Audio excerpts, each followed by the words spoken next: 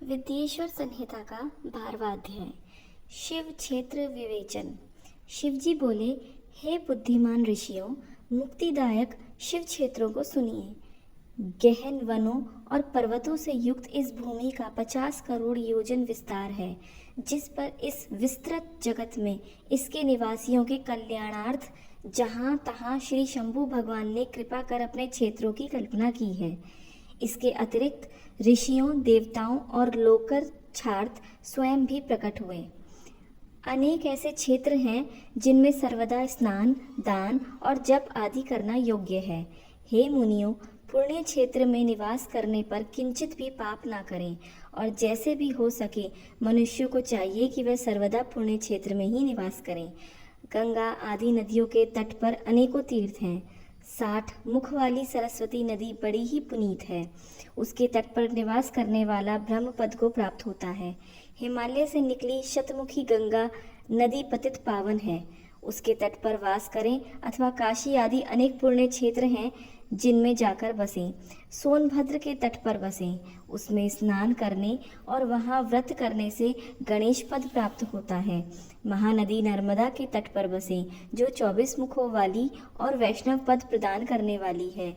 12 मुखों वाली तमसा नदी, 10 मुख वाली रेवा नदी और महापुण्यदायक गोदावरी नदी के तट पर बसें, जहाँ की बसने से ब्रह्म हत्या तथा गौ हत्या का भी पाप नाश हो जाता है। यह 21 मुख वाली गोदावरी रुद्रलोक को देने वाली है।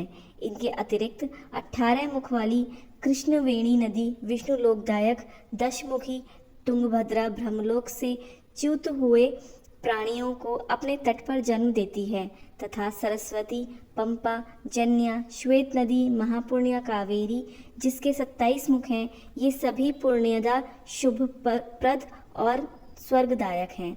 इन सभी नदियों और क्षेत्रों में स्नान का अपना अपना उनका एक पृथक पृथक पर्व है। इन पर्वों और मुहूर्तों में जो इन नदियों में स्नान करता है, उसे उत्तमोत्तम फलों की प्राप्ति होती है।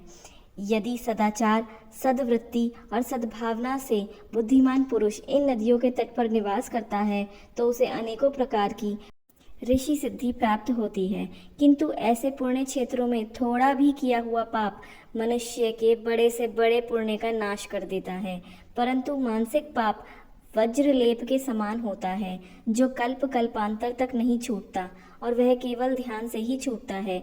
जप, ध्यान और तप से सब शरीर को सुखाएं, तब कहीं उनसे छुटकारा प्राप्त हो। जगत में निष्पाप जीवन ही उचित है, और मनुष्यों को सच्चा सुख तभी प्राप्त होता है।